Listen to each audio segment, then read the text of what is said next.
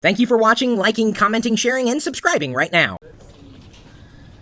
A few minutes ago, I unboxed this, a Samsung Galaxy S4 here at T-Mobile's headquarters, and I'm joined again by Des, who is the Senior Product Manager for Android deployment across T-Mobile, and generally a smartphone geek, so he's a good person to know. People have been asking, even though I just got my hands on the Galaxy S4, they wanted to know the differences between the Samsung Galaxy S3 and the Samsung Galaxy S4. And I know, yes, it's going to be a different phone. There are going to be some upgraded components to it, so... Sure. I mean, so as you hold them both, you'll notice they both have about the same width. Right.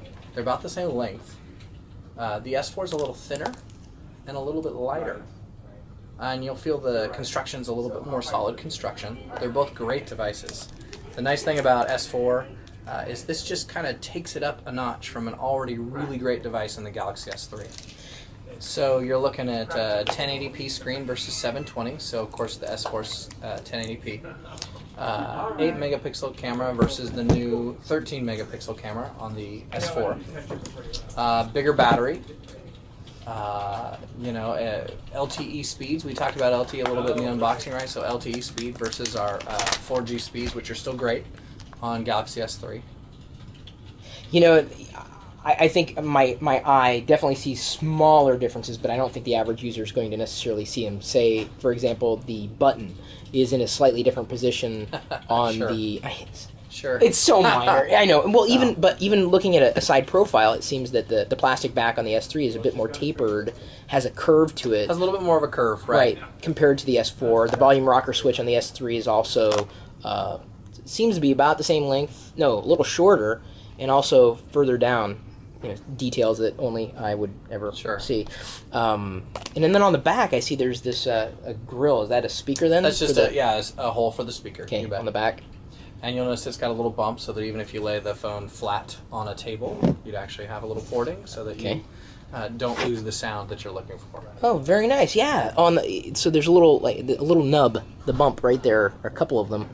No, it's just one right in between the speaker grill, so that the sound doesn't go flat on the desk. That's pretty smart engineering, I'd say. So you'll see up on the top, 3.5 millimeter jack, and you'll notice another small little dot up there, and that is a integrated infrared remote control port. So we'll be playing with the TV behind us here in a couple minutes to show that off. Oh, cool. That'll be as a part of my initial impressions video. So, a faster processor. Bigger battery. Better camera. And the cool thing about the camera, for instance, though, is Samsung makes the Galaxy camera. Right. And so with GS3, you had a really good camera phone.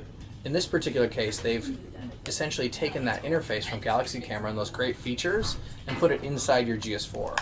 So with GS4, you really have a camera interface on your phone. So cool features, HDR, really fast, burst shot mode, all kinds of, there's an action shot. There's a really cool one called Sound and Shot, where you take a picture and then it includes up to 9 seconds of audio with it.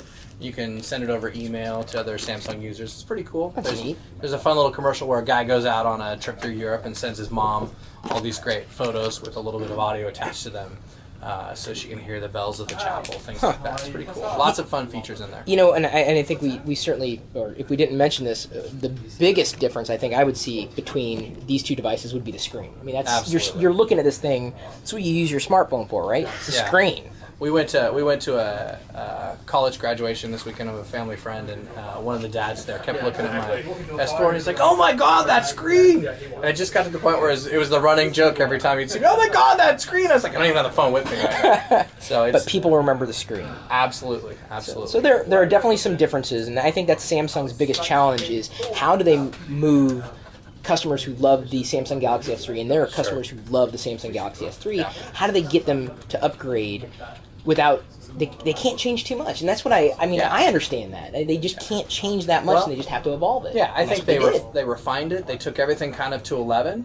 And then they imported some great features. Remember when we did Galaxy Note, we were talking about hover and AirView? Well, and they brought that over. AirView is now in GS4, but instead of a pen, it's with your finger, right? You just hover over it, and then you get little larger quick thumbnails highlights. or previews. Yeah, it's a fantastic software feature. And again, I think that's probably beyond the hardware. One of Samsung's biggest strengths is bolstering the software experience and trying to make it good for the user. Yeah, absolutely. I mean, it's so feature rich at this point. So there's great basic features, if you will, camera, user interface, things like that. Just the TouchWiz we were talking about earlier.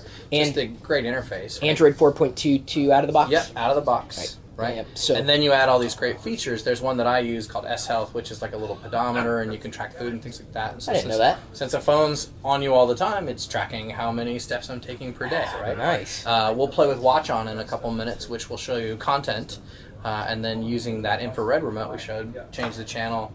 You know, when you look for things nowadays, you don't look for the old static channel guide. I mean, well, let's put it this way. You have to, because that's what your cable or your dish provider give you, is this horrible text-based thing. But with Watch On, you can actually see, like, if you're a Seinfeld fan, you'd see the Seinfeld icon, right? I am a Seinfeld fan. fan. And so you see content that you recognize, and you say, I want to watch it. And it happens. That's on the S4? That's on S4. Okay, so if you guys do not understand that there is a difference between Samsung Galaxy S3 and S4 by now, well, you need to rewind and listen to this video again. I'm about to do my initial impressions booting up the Samsung Galaxy S4 for the first time, and we'll also be doing a couple other videos, including talking about comparing the Samsung Galaxy S4 to the HTC One, so watch those videos. Easy peasy lemon squeeze.